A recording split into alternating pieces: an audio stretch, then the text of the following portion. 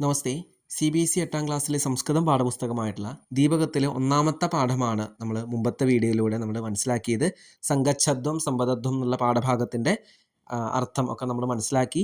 ഈ ഒരു വീഡിയോയിലൂടെ അതിൻ്റെ തുടർ പ്രവർത്തനങ്ങൾ, അതായത് ടെക്സ്റ്റ് ബുക്ക് എക്സസൈസുകളും ക്വസ്റ്റ്യൻസും ഒക്കെയാണ് നമ്മൾ ഡിസ്കസ് ചെയ്യാനായിട്ട് പോകുന്നത്. അപ്പോൾ നമുക്ക് വീഡിയോയിലേക്ക് കിടക്കാം. ഇവിടെ അത്ര ഇതം അവധേയം, ഇവിടെ നമുക്ക് ശ്രദ്ധിക്കേണ്ട കുറച്ച് പോയിന്റ്സാണ് ഇവിടെ കൊടുത്തിരിക്കുന്നത്. ഫസ്റ്റ് വൺ, സാമാന്യതയാ ഗമ ധാതു പരസ്മൈപതി അസ്തി.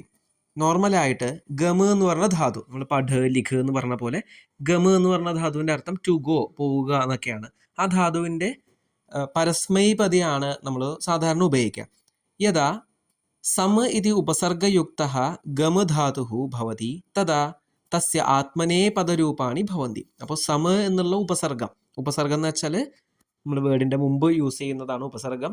ഉപസർഗത്തിൻ്റെ കൂടെ ഗമധാതു പദം വന്നു കഴിഞ്ഞാൽ എന്ത് സംഭവിക്കും? ഈ പരസ്മൈപതി എന്ന് പറഞ്ഞാൽ ആ കാറ്റഗറി ആത്മനേപതിയായിട്ട് മാറും. അതായത് ഈ പരസ്മൈപതി എന്ന് പറയുന്നതും ധാതുവിൻ്റെ കാറ്റഗറീസാണ്.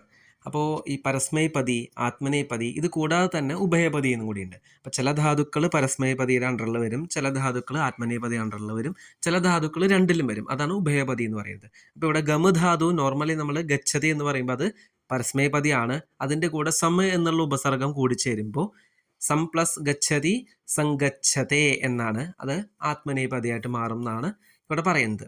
ജസ്റ്റ് മനസ്സിലാക്കാൻ വേണ്ടിയിട്ടാണ് ഇങ്ങനെ ഗ്രാമർ നമ്മൾ സംസ്കൃതത്തിലുണ്ട് എന്നുള്ളത് മനസ്സിലാക്കാൻ വേണ്ടി ഇവിടെ കൊടുത്തു എന്ന് മാത്രം. അടുത്തത് നോക്കാം.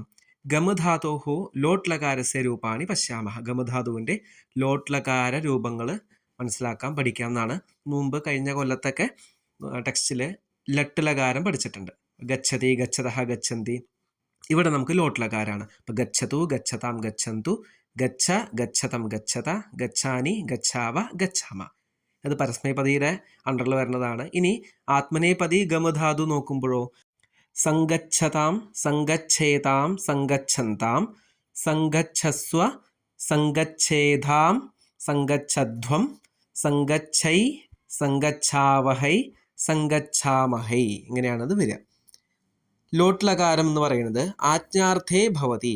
ആജ്ഞ, നമ്മൾ കമാൻഡ് ചെയ്യുന്നതിന് വേണ്ടിയിട്ടൊക്കെയാണ് നമ്മൾ ലോട്ട് ലകാരം ഉപയോഗിക്കുക. എക്സാമ്പിൾ, ഛാത്രാഹ യൂയം ഉത്തിഷ്ഠത, നിങ്ങളെല്ലാവരും എഴുന്നേൽക്കൂ. യൂയം ഉപവിശത, നിങ്ങളെല്ലാവരും ഇരിക്കൂ. അപ്പോൾ എഴുന്നേൽക്കൂ, ഇരിക്കൂ എന്നൊക്കെ പറയുന്നത് എന്താണ്? ആജ്ഞ, കമാൻഡ് ചെയ്യാനാണ്. അപ്പോൾ അതിനാണ് ലോട്ട് ലകാരം ഉപയോഗിക്കുന്നത്. കൂടാതെ ആമന്ത്രണാർത്ഥേ ഭവതി. ആമന്ത്രണം എന്ന് വെച്ചാൽ നമ്മൾ ഇൻവൈറ്റ് ചെയ്യുക, ക്ഷണിക്കുക, അതിനൊക്കെ നമ്മൾ ലോട്ട് ലകാരാണ് യൂസ് ചെയ്യുക. ഭവന്തഃ ആഗച്ഛന്തു, നിങ്ങളെല്ലാവരും വരൂ. സാർദ്ധം ക്രീഡാമഹ, ഒരുമിച്ച് നമുക്ക് കളിക്കാം എന്നൊക്കെ പറയുന്നത് ആമന്ത്രണമാണ്. അടുത്തത് ആശീർവാദാർത്ഥേ ഭവന്തി. അപ്പോൾ ആശീർവാദം എന്ന് പറയുമ്പോൾ നമ്മൾ ബ്ലസ് ചെയ്യുക, അനുഗ്രഹിക്കാനൊക്കെയാണ് ആശീർവാദം എന്ന് പറയുന്നത്. അപ്പോൾ അതിന് നമ്മൾ ലോട്ട് ലകാരം ഉപയോഗിക്കും. ആയുഷ്മാൻ ഭവ, വിജയീ ഭവ എന്നൊക്കെ പറയുന്നത് ആശീർവാദാർത്ഥത്തിലാണ് ലോട്ട് ലകാരം. അടുത്തത് അസ്മദ് യുഷ്മത് ശബ്ദയോഹോ ദ്വിതീയ ചതുർത്ഥി ഷഷ്ടി വിഭക്തിഷു വൈകൽപിക രൂപാണി ഭവന്തി. അപ്പോൾ അസ്മത് ശബ്ദം, യുഷ്മത് ശബ്ദം എന്നിങ്ങനെയുണ്ട്. അതിൽ ദ്വിതീയ ചതുർത്ഥി ഷഷ്ടി വിഭക്തി വേർഡ്സിൽ വ്യത്യാസം ഉണ്ടെന്നാണ് പറഞ്ഞു വരുന്നത്. അപ്പോൾ ദ്വിതീയ വിഭക്തിയുടെ എക്സാമ്പിൾ നോക്കുക. ഷാധി മാം ത്വാം പ്രപന്നം. മാം എന്നാണ്, അതെന്നെ നമ്മൾ വേറെ രീതിയിൽ നമുക്ക് പറയാം. ഷാധി മാ ത്വാ പ്രപന്നം എന്ന് നമുക്ക് യൂസ് ചെയ്യാം. ചതുർത്ഥി വിഭക്തിയിലോ ദേഹി മഹ്യം വരദേ വരം, അതെന്താണ്? ദേഹി മേ വരദേ വരം എന്നും നമുക്ക് ഉപയോഗിക്കാം. ഷഷ്ടി വിഭക്തിയിൽ ത്വമേവ സർവം മമ ദേവദേവ, ത്വമേവ സർവം മേ ദേവദേവ. അപ്പോൾ രണ്ട് രീതിയിൽ നമുക്ക് ഉപയോഗിക്കാം എന്നാണ് കേട്ടോ. അടുത്തത് യുഷ്മ ശബ്ദത്തിൽ നോക്കാം. അഹം ത്വാ മോക്ഷയിഷ്യാമി, അഹം ത്വാം മോക്ഷയിഷ്യാമി, രണ്ടും ഉപയോഗിക്കാം ദ്വിതീയയിൽ. ചതുർത്ഥിയിൽ നമഃ തുഭ്യം, നമസ്തുഭ്യം, അല്ലെങ്കിൽ നമഃ തേ നമസ്തേ എന്നും ഉപയോഗിക്കാം. ഷഷ്ടിയിലോ ശിഷ്യഃ തവ അഹം, ശിഷ്യഃ തേ അഹം എന്നിങ്ങനെ നമുക്ക് ഉപയോഗിക്കാം എന്നുള്ളത് മനസ്സിലാക്കാൻ വേണ്ടിയിട്ടാണ് ഇവിടെ കൊടുത്തിരിക്കുന്നത്. ഇനി നമുക്ക് നമ്മുടെ എക്സസൈസിലേക്ക് കിടക്കാം. സപ്ഞാന സൂക്തം സസ്വരം പഠത സ്മരത ലിഖത ച. ഒരുമിച്ച് ചൊല്ലുക, പഠിക്കുക, ഓർക്കുക, എഴുതുക എന്നുള്ളതാണ്. രണ്ടാമത്തിലേക്ക് കിടക്കാം. അധോലിഖിതാനാം പ്രശ്നാനാം ഉത്തരാണി പൂർണ്ണവാക്യം ലിഖത. ചോദ്യങ്ങൾക്ക് കംപ്ലീറ്റ് സെൻറ്റൻസ് ആയിട്ടാണ് ഉത്തരം രേഖപ്പെടുത്തേണ്ടത്. First question, സർവേഷം മനഃ കീദൃശം ഭവേത്. എല്ലാവരുടെയും മനസ്സ് എങ്ങനെയാണ്? സർവേഷം മനഃ സമാനം ഭവേത്, സമാനമായിട്ടുണ്ടാവണം മനസ്സ് എന്നാണ് പറയുന്നത്. രണ്ടാമത്തെ, സംഗച്ഛധ്വം സമ്പദധ്വം ഇത്യസ്യ കഹ അഭിപ്രായ. അതിൻ്റെ അഭിപ്രായം എന്താണ് ഉദ്ദേശിക്കുന്നത്?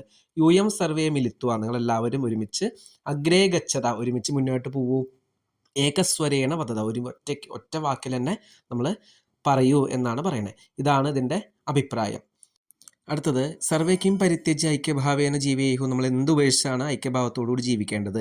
സർവേ വൈമനസ്യം പരിത്യജ്യ, വൈമനസ്യം എന്ന് വെച്ചാൽ പലതരത്തിലുള്ള മൈൻഡുകൾ, അഭിപ്രായങ്ങൾ ഉപേക്ഷിച്ച് ഒറ്റ ഭാവനയോടുകൂടി ജീവിക്കണം എന്നാണ് പറയുന്നത്. അടുത്ത ക്വസ്റ്റ്യൻ, അസ്മിൻ പാഠേ കാ പ്രേരണ അസ്തി, എന്ത് പ്രേരണയാണ് നമുക്ക് തരുന്നത്? അസ്മിൻ പാഠേ സംഘടിത രൂപേണ സഹജീവനസ്യ കൃതേ പ്രേരണ ഭവതി, ഈ പാഠത്തിൽ സംഘടിത രൂപേണ, സംഘടിച്ച ആ ഒരു രൂപത്തോട് കൂടിയിട്ടുള്ള സഹജീവനസ്യ, ഒരുമിച്ച് ജീവിക്കുക എന്നുള്ള ആ ഒരു അതിൻ്റെ പ്രേരണയാണ് നമുക്ക് തരുന്നത് എന്നാണ് പറയുന്നത്. മൂന്നാമത്തെ ചോദ്യത്തിലേക്ക് കിടക്കാം. രേഖാങ്കിത പദാനി ആധൃത്യ പ്രശ്ന നിർമ്മാണം കുരുത, പ്രശ്ന നിർമ്മാണമാണ്, ക്വസ്റ്റ്യൻ വേർഡ്സ് ആണ്. ഇവിടെ അണ്ടർലൈൻ ചെയ്ത വേർഡിൻ്റെ ക്വസ്റ്റ്യൻ വേർഡാണ് നമ്മൾ എഴുതേണ്ടത്. പരമേശ്വര സർവത്ര വ്യാപ്ത അസ്തി, പരമേശ്വരൻ എല്ലായിടത്തും വ്യാപിച്ചിട്ടുണ്ട് എന്നാണ് പറയുന്നത്. അപ്പോൾ പരമേശ്വരൻ എന്നുള്ളതിൻ്റെ ക്വസ്റ്റ്യൻ വേർഡ് എന്തായിരിക്കും? ആരാണ് വ്യാപിച്ചിട്ടുള്ളത്? അപ്പോൾ അതിൻ്റെ സംസ്കൃതം വേർഡാണ് കഹ. വയം ഈശ്വരം നമാമഹ, നമ്മളെല്ലാവരും ഈശ്വരനെ നമിക്കുന്നു. അപ്പോൾ ഈശ്വരനെ എന്ന് പറയുമ്പോൾ, ആരെ എന്ന് പറയുമ്പോൾ എന്താ സംസ്കൃതത്തിൽ? കം.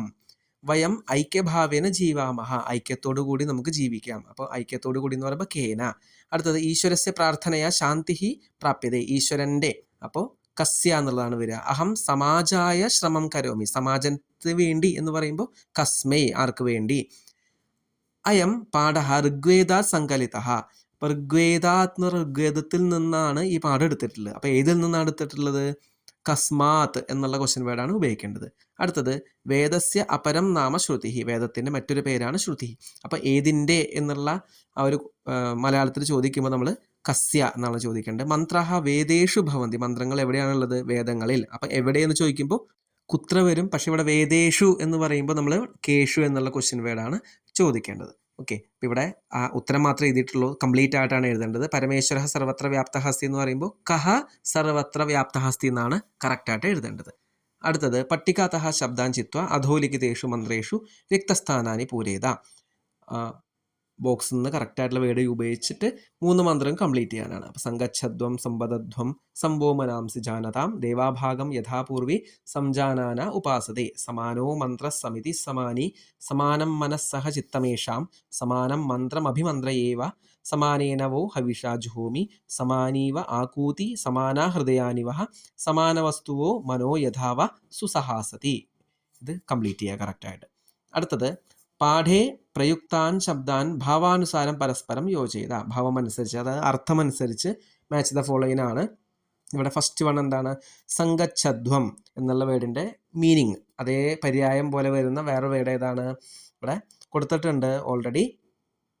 സങ്കച്ഛധ്വം എന്നുള്ളത് മിലിത്വാചലത, ഒരുമിച്ച് പോകാം എന്നുള്ളതാണ്. അടുത്തത് സംവദധ്വം എന്ന് പറയുമ്പോൾ അത് ഒരുമിച്ച് പറയാം എന്നുള്ളതാണ്. അപ്പോൾ ഏകസ്വരേണ വദത എന്നുള്ളതാണ് മാച്ച് ചെയ്യേണ്ടത്. അടുത്തത് മനഹ എന്നുള്ളതിൻ്റെ പര്യായ പദം എന്താണ്? ചിത്തം. അപ്പോൾ ചിത്തമായിട്ട് മാച്ച് ചെയ്യുക. ഉപാസത്തെ എന്നുള്ള അടുത്ത വേർഡ് നമുക്കത് മാച്ച് ചെയ്യേണ്ടത് ഉപാസിക്കുന്നു അല്ലെങ്കിൽ പ്രാർത്ഥിക്കുന്നു. സേവന്തി എന്നുള്ള മീനിങ് ആണ് ഇവിടെ വരുന്നത്. വസൂനി, വസൂനി എന്നുള്ളതിൻ്റെ പര്യായ പദമാണ് ഇവിടെ ധനാനി എന്നിവിടെ കൊടുത്തിട്ടുള്ളത്. വസൂനി ധനാനി.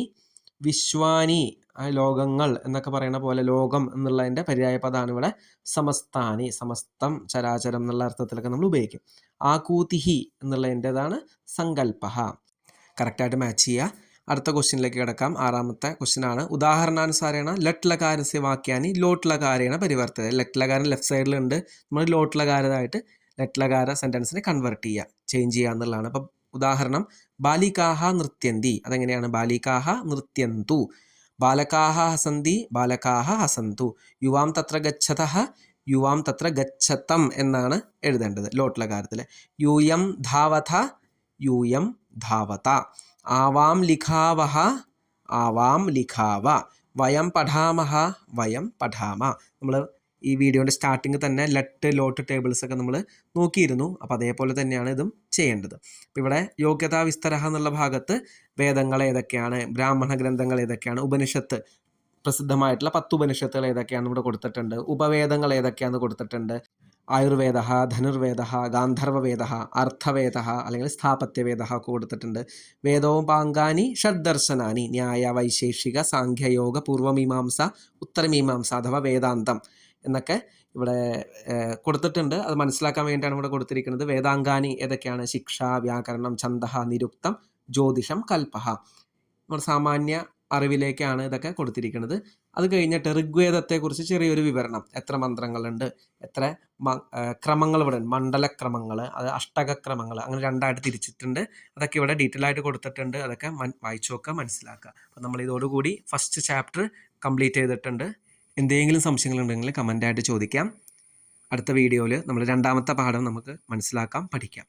ധന്യവാദാഹ.